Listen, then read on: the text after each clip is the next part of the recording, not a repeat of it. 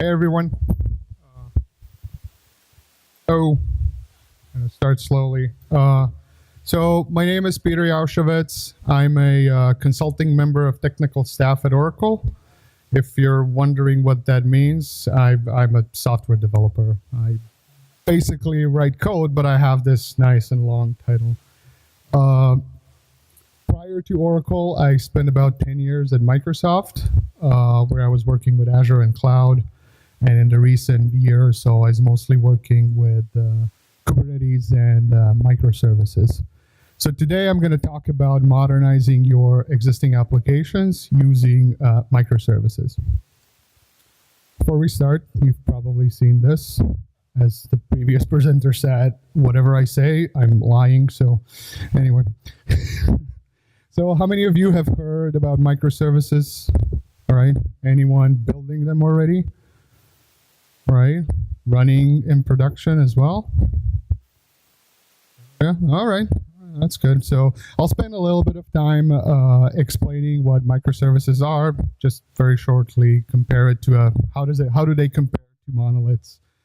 Then I'm going to talk about some best practices, the way that microservices interact with each other, and finally I'll touch on some monitoring and diagnostics and something about how you would go and migrate your existing application, your existing monolithic application to microservices.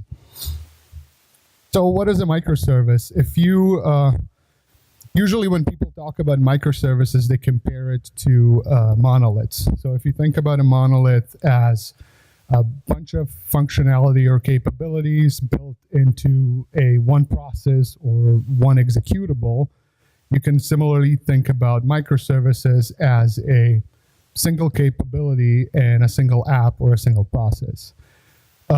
Further on, there's big differences in way, well, not necessarily differences in way the monoliths versus microservices are deployed. It's more of consequences that they have in regards with deployment.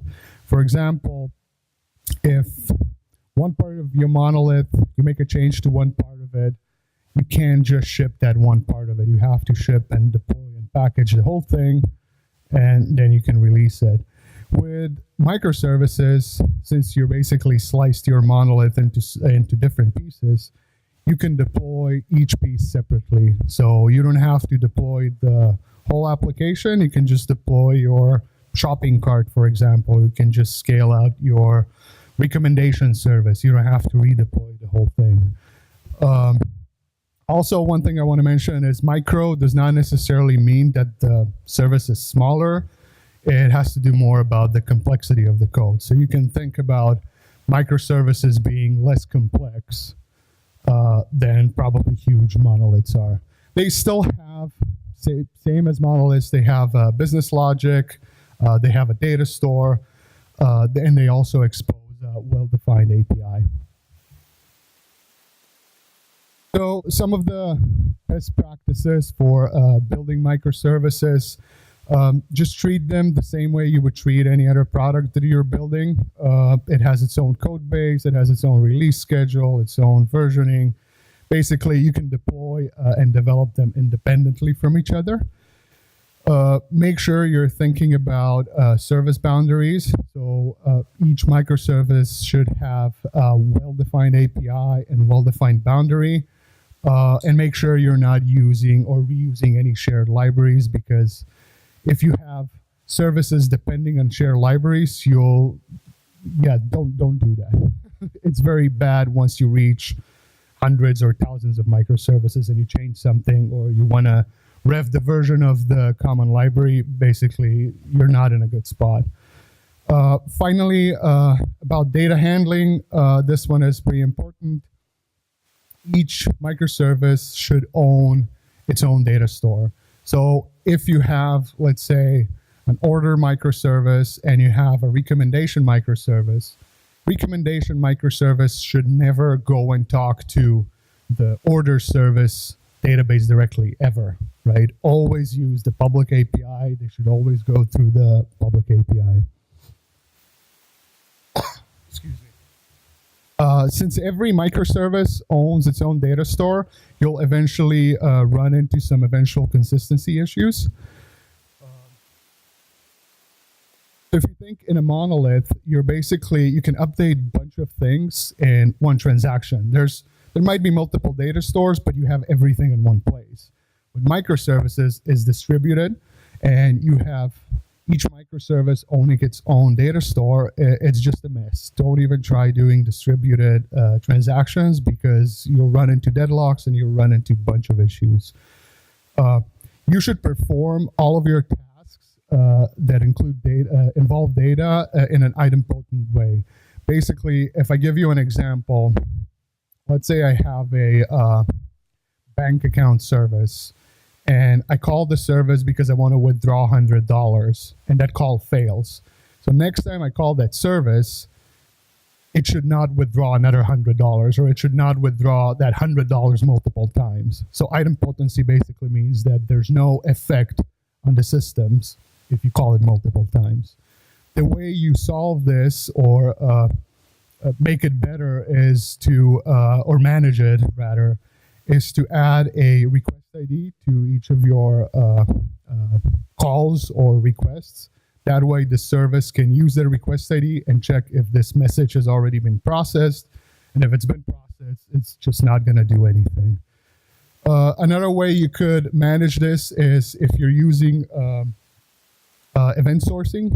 What event sourcing is, you're basically storing all the events you're basically keeping a record of all the events that are happening throughout your system, right? So you have one ledger where you're keeping all the events that are happening. And in addition to that, with the compensating pattern, you would also store the pointer to the code that's going to undo the action. So if you think about having a workflow of, let's say, 15 different tasks, right? And the task number 5 fails. How do you know to undo that transaction or that whole workflow?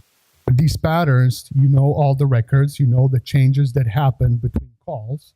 And since you're also storing the code or pointer to the code on how to undo that action, you can basically play everything back and just undo each of those actions to get to the clean slate. Next point is about APIs. As I said, public API is the way the microservices communicate to each other. So make sure you document them well. There's a tool that I want to mention. It's called Swagger. So with Swagger, you can use JSON or YAML to describe your API. You basically describe your endpoints, you describe the inputs, you describe the outputs. So you basically have one source of truth for your API. And I think there's another talk later today that's going to talk about some Swagger, if anyone's interested in that. Also, thing to keep in mind is that you'll have to publish those changes to any dependent services, any services that depend on the API that you've changed. And finally, about security, keep it in mind at each level, at the orchestrator level, at platform, orchestrator, container, and finally at the service level. Make sure you're thinking about security and securing your microservice. So let's talk about microservices and interactions a little bit. I have a simple example of how microservices might interact with each other. So I have a front-end microservice, which is basically my website. And then I have an order and profile microservice, which are two of the microservices that I'm running. Each of them have its own data store. I also have a registry. So registry is part of the orchestrator where you're keeping track of all the services, of all the service instances. You can do routing based on versions. You can do a lot of things there.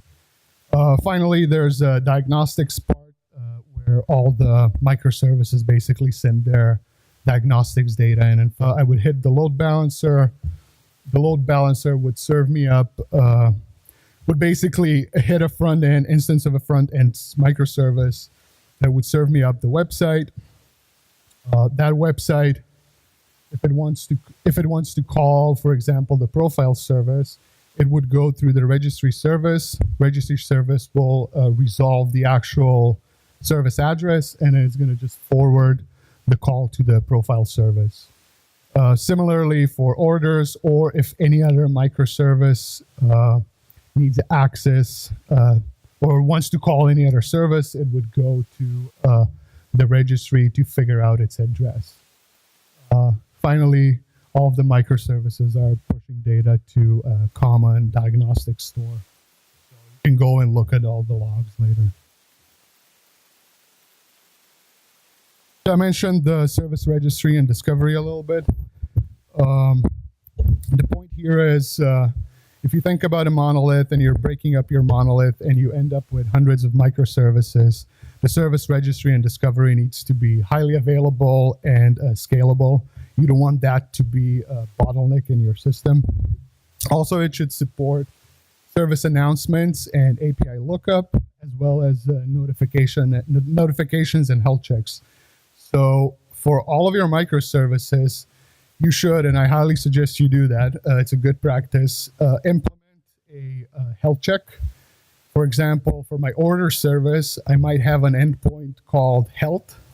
And what I do when that endpoint is called, I might check if the database is up, I might check if any other service is up and running, and basically return a 200 response that everything is good. In case something goes bad, the database is down, I will return a 404, 400, and then the orchestrator knows, that's a signal to the orchestrator to take that service out of the circulation, and it's not going to route any requests to that broken or unhealthy service. It can also tie into like an alerting system. You could get an email, or it's popular these days to get calls 3 in the morning if something goes wrong, so you can go and look at it, what's happening. Anyone using Kubernetes? All right. So Kubernetes has all this already built in pretty much. There's health checks, I think Kubernetes also differentiates between health checks and readiness checks. So readiness is something that's going to tell the service discovery that your service is up and ready to receive requests, in addition to having a health check. Or you can also use a managed service if you wish, such as like an API gateway, for example. Talking about API gateways, external, internal services, basically external services give clients access to your services. They basically, if I talk about a gateway, which I have an example on the next slide, you basically have one entry point and you encapsulate all the other services with it, and your API gateway acts like a single entry point.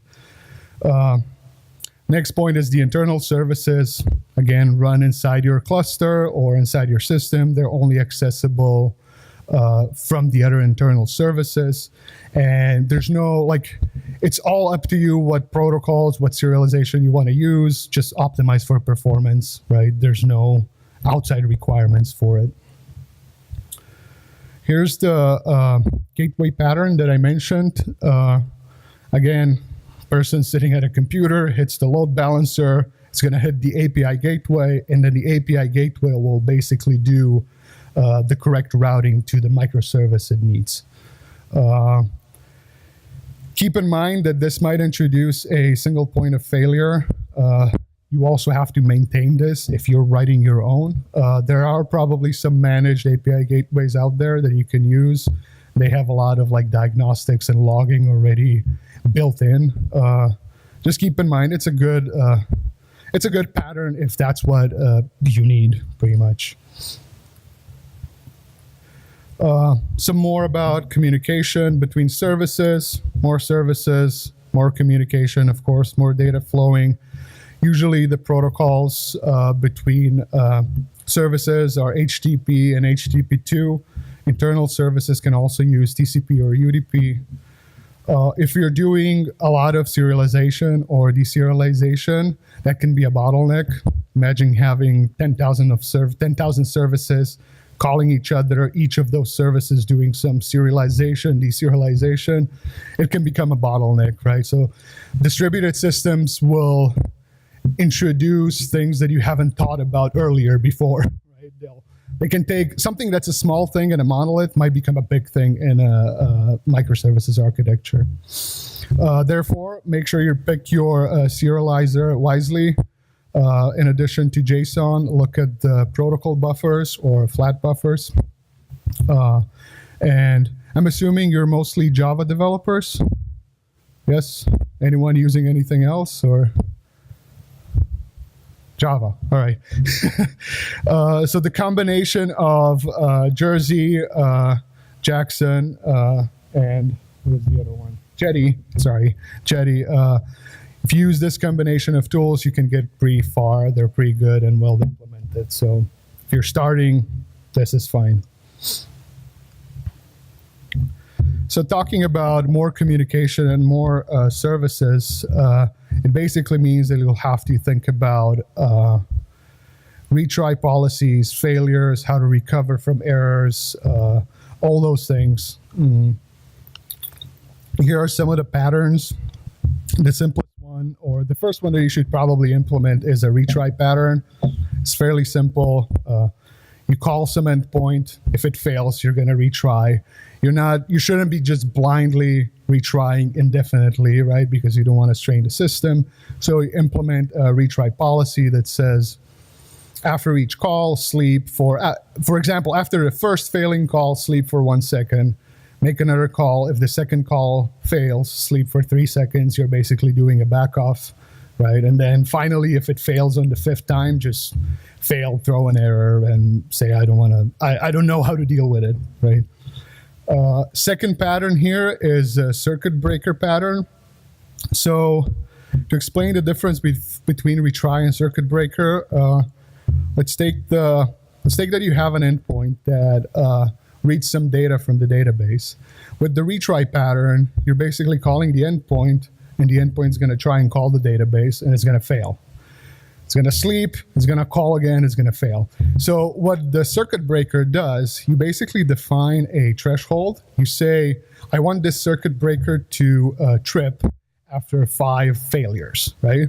So you make the call, the call to the database will fail 5 times. On the 6th call, the circuit breaker will trip, and it's not going to call the database anymore because it failed for the 5th time. It will return the error directly, right? So the difference is that you're with a circuit breaker, you're not straining the system as if you would with the retry pattern. So it's just, you can think about it. You can think about a circuit breaker as an object around your functionality that tracks the number of failed calls, right?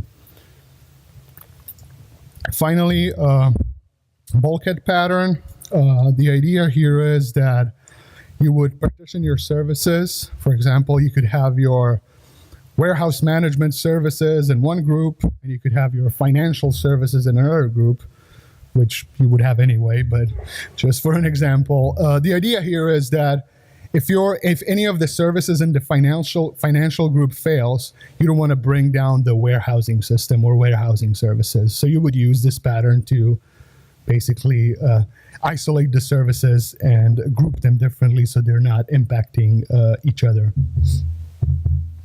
And of course, services will fail.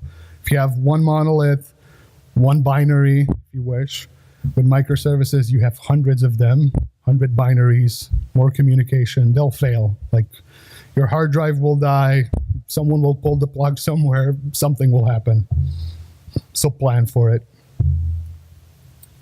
So this gets us to monitoring and diagnostics.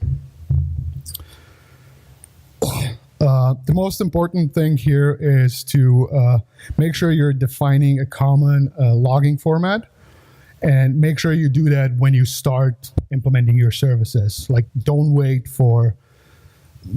until you have 10 or 15 of the services and then try to implement some. Well, you should do it, but you can get a situation where you have hundreds of services and all of them are using different logging formats.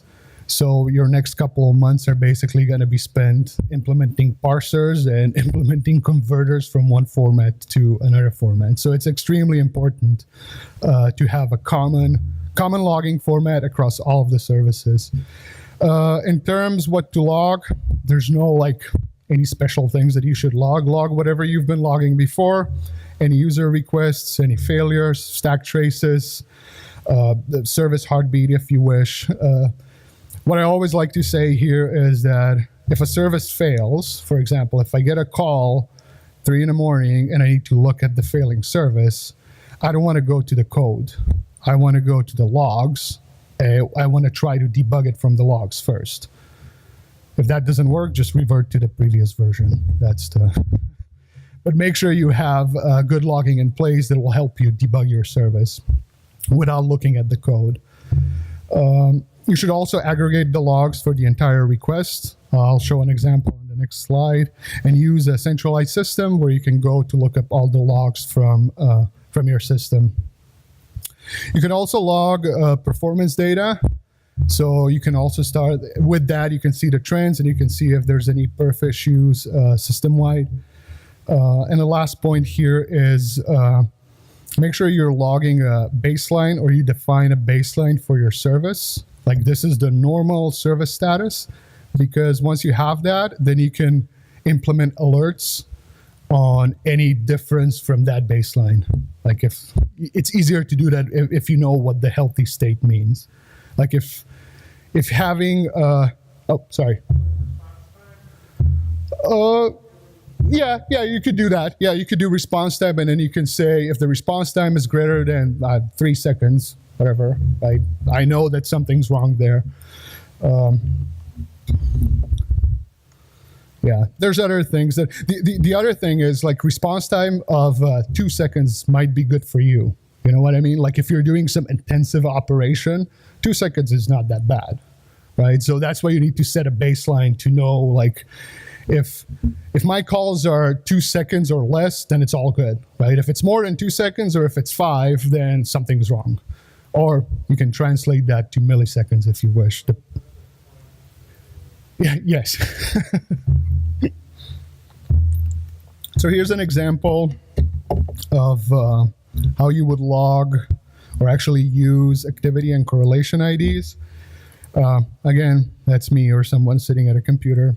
I hit a website. The first service that is hit or called is going to generate like a random ID. And that ID is then going to get passed to any downstream service that gets called. And if you follow all the good logging practices, right, all of the services will log its own status as well as this correlation ID. So what that means, once the call is over, or once the request is over, basically, you can go to your log aggregator or your diagnostics and monitoring page, and you can basically trace the request from the beginning to the end, and you could see perf data, you could see any errors that happen in between. And another good thing with this, what you could do is you could report this to an end user. For example, I go to a website, I try to log in or do an action. I would like to see that request ID and a message that tells me, contact our support and tell us this correlation ID, for example. That way they can look it up really quickly and see what was happening and basically diagnose the error. All right, let's talk about how would one go and migrate to microservices. I'm not telling you to migrate to microservices. It's everyone's decision if they want to migrate or not, but it is where a lot of people are going. It's a trend. So here are some of the reasons. Like a lot of them stem from the fact that you can scale and deploy microservices independently. So if you want faster time to market, you have smaller services that you can deploy. You can scale them independently, break down your application. Makes sense to do it, right?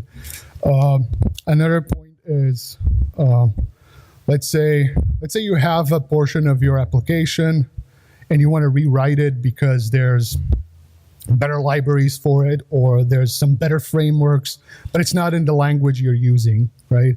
I think Python is popular with machine learning. So let's say if you want to do some machine learning, you could break that piece off, implement it at Python, and then use that instead of the language that you're using for your monolith. And finally, if your code base has gotten big and complex, it's always a good decision to try to simplify it, try to break off pieces and work on them separately. As for some of the options, there's probably, well, not probably, there are a bunch of other patterns that you can use. Here are the first two that can get you started, Strangler Pattern and Anti-Corruption Layer Pattern. Both of them are very similar, and they can help you get started breaking pieces of your existing application and implementing it in a microservices way. So here's an example how a Strangler pattern would work. You would basically, the way you would do this is you would implement a facade first, and then in that facade, you would route the request to your existing application, right? That's stage one, if you wish. Then you can take pieces of your existing application, break them off, implement or re-implement them as a microservice, test them in isolation, etc. Go back to the facade and then update the facade. So it's going to route the requests for that piece of functionality to the new microservice instead of an existing application. Note that the architectural wise, you still have middleware, you still have data store, so there's not differences there, right? As you break off more pieces, you're gonna be left with less stuff on the left side and more stuff on the right side. Hence the name, the Strangler pattern. You're basically strangling the application and creating smaller pieces out of it until you're left with hopefully nothing on the left side and a bunch of things on the right side. Similarly to the Strangler pattern, there's the anti-corruption layer pattern. Again, there's a facade, same thing. The only additional thing here is the previous slide. This is not real world. Like, no one has a clear cut between their functionalities and components. In most of the cases, anything that you break off from the existing application will probably depend on something that's in your old application still. In that case, you would introduce the anti-corruption layer, which is basically a translator from either new API to the old API or new database schema to the old database schema. And similarly, as with the Strangler pattern, you're moving stuff from left side to the right side. Once there's nothing on the left side, remove the AC layer and you're done. Yes. Yes, it's like, I would never go and take an existing, like a monolithic application and say, all right, we're throwing it away and implementing everything from scratch. I know that there are cases where that might be a good decision, but I would always caution people to start with small, right? If you always developed bigger monolithic applications, right? Start small, make it a test. You know what I mean? Make an experiment. Take a small piece of the application, implement it, get into the feeling of the developing and working with microservices.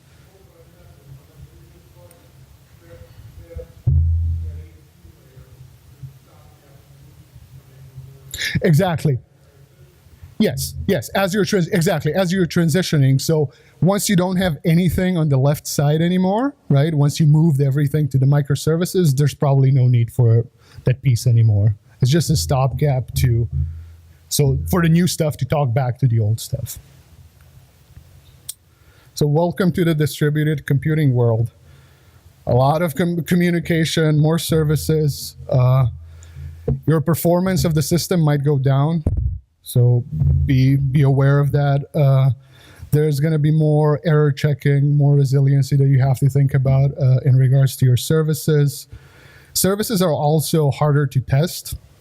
Some monolithic applications are, of course, hard to test as well, but if you think about Twitter or Netflix that has thousands and thousands of microservices in production. Imagine testing one service in isolation, and that service depends on 500 upstream services and has 300 downstream services that it calls. It can get very hard. Hence, good logging will get you a long way. Similarly, for debugging, it's almost impossible, right? It's very hard to debug. There are some tools out there, but everything is pretty much in its infancy still. Another thing that I forgot to mention in previous slides is version handling. Since you're not deploying one thing anymore, you don't have a single version of your application, you will end up with 100 different versions of different services, and you'll be deploying and implementing them independently. So make sure that as you rev up the version on service A, that you're not breaking service B or C or D. So just keep that in mind. You have to figure out a good way to handle versioning. Finally, more services, more moving bits and pieces. Automation becomes harder, so start automating things.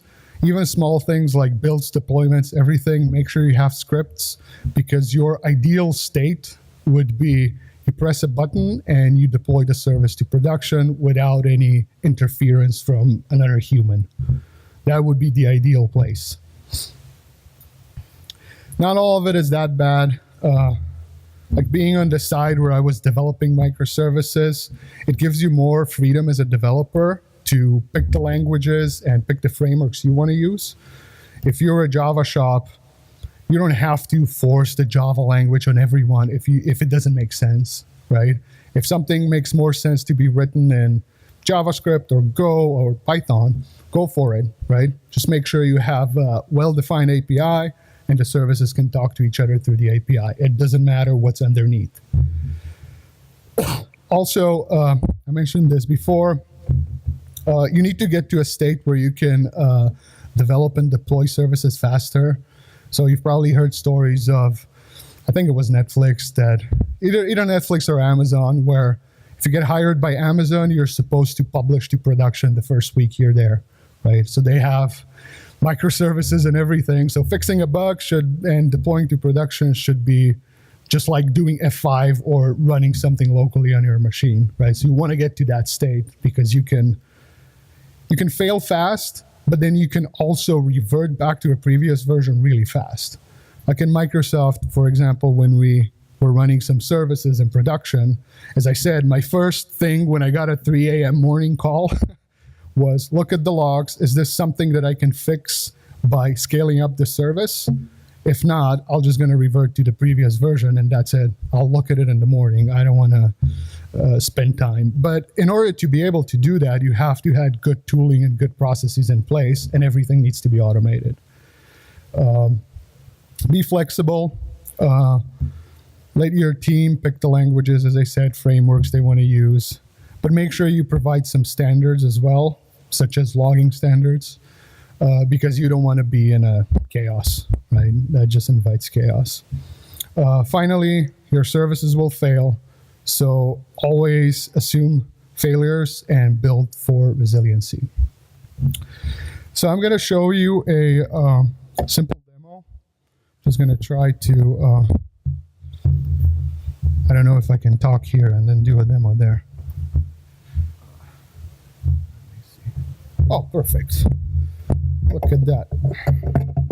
All right, so this is just a simple service, or simple, let's say, oh, you don't see anything. There you go. Let's do full screen. All right, so I have a front end here. I have two services. I have front end service and a back end service. If I click on the pets link, it's basically going to call the back end service and it's going to show me all this data. So let me generate some, just do refresh a couple of times to generate some traffic. So I'll show you a couple of open source tools that you can integrate today if you wish. The first one is Zipkin. So this is without any extra, like I didn't write any code to get this to work. I only wrote my services and they talked to each other. That's it. So if I had a more complex system, you would see potentially hundreds of services here. But right now you see a front end and there's a back end here. This is Zipkin as well. This goes with diagnostics and tracing. So I can simply say find traces. I can filter it down to, let's say, backend only. So you're going to see these are my traces. So there was a call from the front end. Going from the front end to the back end, it shows me the time it took, and there's a bunch of extra information that's included. Again, single line of code that I wrote to get all this. Another tool, this is called Visceral. Let me just generate some more traffic here. By the way, I'm running all this locally. If anyone's using Kubernetes, you can run it locally now using Docker for Mac. It's much easier than getting a real cluster if you don't have means to get a real cluster. Let me go here. So I generated some load. So now you can see on the left side, it says unknown, but that's the internet traffic. So there's traffic coming from the internet to my front end, and from the front end to the back end. Let me just refresh so you can see them. There's like a nice animation of calls that happens. Let me try and refresh. Let's go here maybe. Oh, look at that. See, it shows you how the traffic is flowing from the internet to through my front end service to the back end service. It also shows you the response times, and it can also show you like the details of an IP, like where the actual instance was, as well as any incoming or outgoing connections. And finally, I'll show Grafana. This is completely configurable. You can do it on your own. Well, you can configure it on your own the way you want it, but it basically shows you traffic to and from your services. With that, sorry? The last one, Grafana. Yeah, Grafana is the last one. Previous one is Visceral. And then the first one was Zipkin. That's pretty much it from me. If you have any questions, feel free to ask now, or I'll hang around here for 10, 15 minutes more. So the second tool is called Visceral. You know what? I'll put it in the slides, and I'll add an extra slide, and then you can download it with all the tools names. Yes.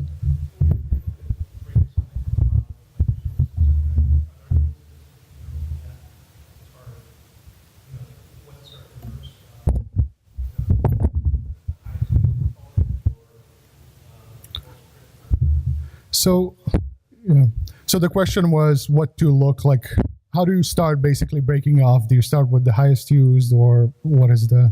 I wouldn't start with the highest used component unless you have like experience and you've done like microservices before, you know what to expect, you have tooling in place and processes in place. I would start with something that's, let's say, insignificant, or something that even if it's down for a day, it's not going to have a huge impact on your business. That way you give your team some time and leeway so they can learn, right? But once you get up to speed, it's just going to go. I'm pretty sure teams will be onto the next service and finding the next component they can break off and implement. Yes, sorry.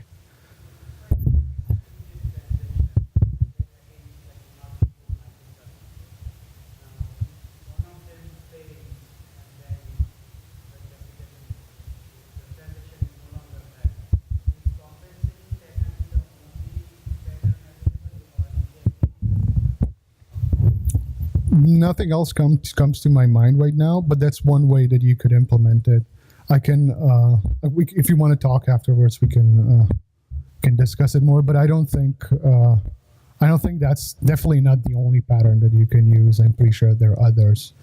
Just can't think of anything.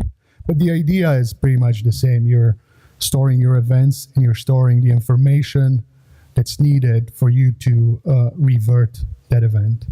Also, you need something that's going to do the reversal or the starting of the workflow and the reversal of the workflow, right?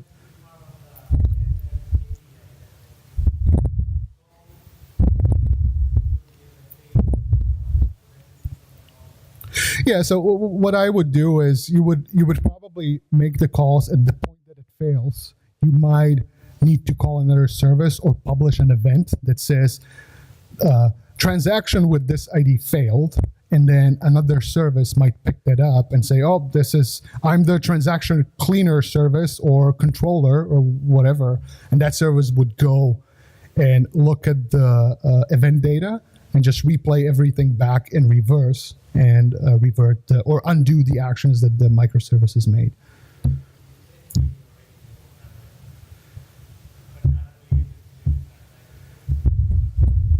Yes, yeah. But think about it's reverting the transaction or reverting an action on a service is just a different call from applying that.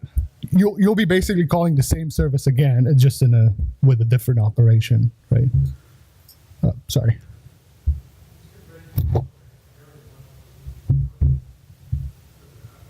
Sorry?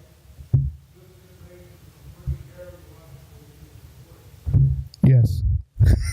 Yes, like the distributed systems are hairy and hard. Yeah.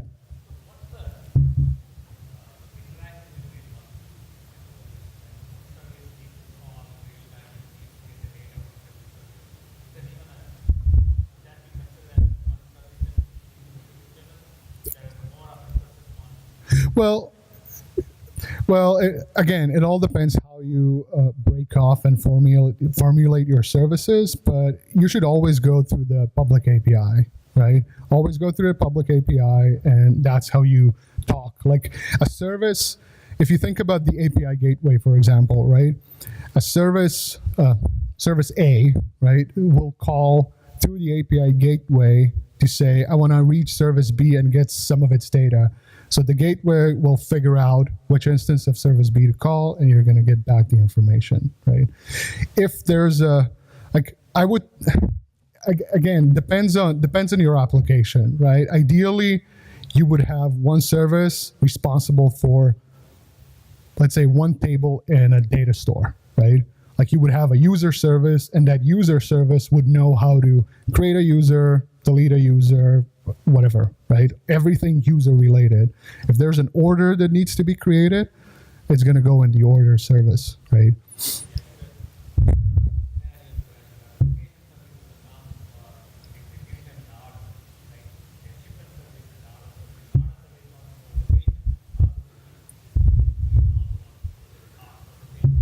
True. Yeah, but your location service would be separate, right? Even though it's used by multiple services, as long as you're going through a public API, and since location service is something that's going to be used more, you could bump up the instances, for example, right? That will make it easier.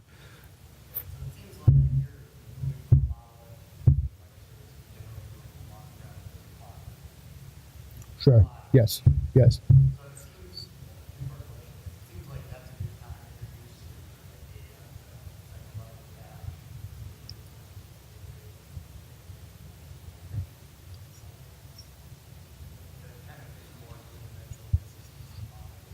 True.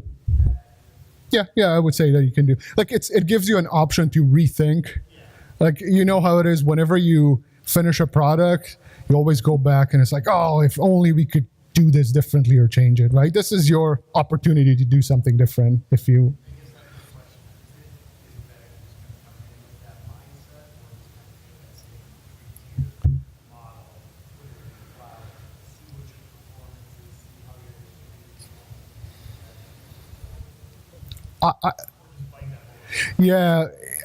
Hard to say. There's no like, I could say either or, and I could be either correct or I could be wrong, right? What I would personally do, I would experiment. I always like to start small, right? Start small, get it out there, see how it performs, see what you're missing. Oh, does it need a cache? Would it make sense? Do this. with this, if you have all the tools and everything in place, you can get information right away, right? There are some techniques I've heard, like Twitter, for example. What they did is they would deploy a test version of their service to production, right? And then route actual user data through that service just to gather information and see how that service performs without actually affecting user experience. So when the call would come in at the load balancer, they would duplicate the traffic, right? And send the actual production traffic to production services and send the other duplicated to do the test, to hit the test service as well to get information. There's a lot, there's huge opportunities, a lot of interesting stuff to do in this space. Yes?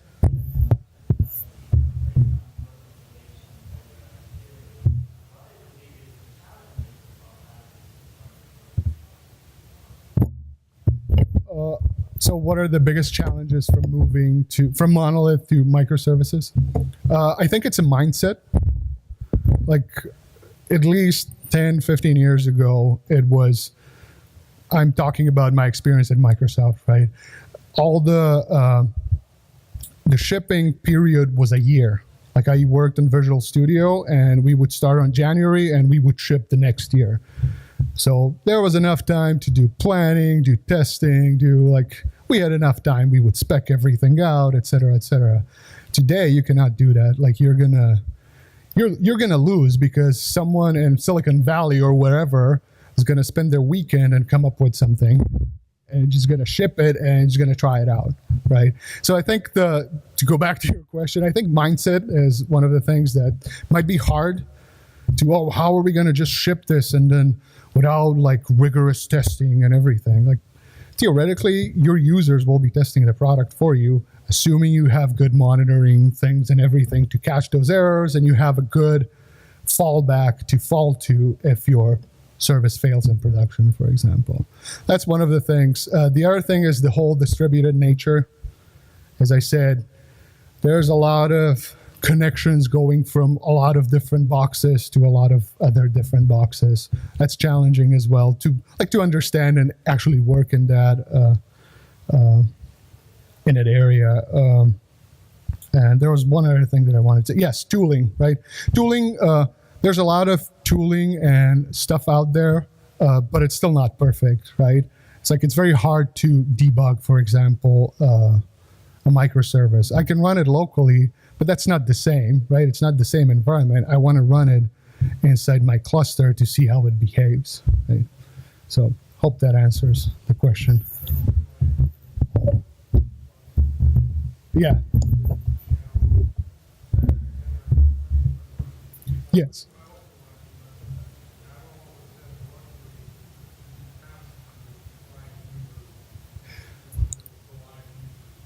True. If you're starting from scratch building on a service, you won't have any users, right? Or if you don't have enough traffic or enough diverse traffic to try it out, it's...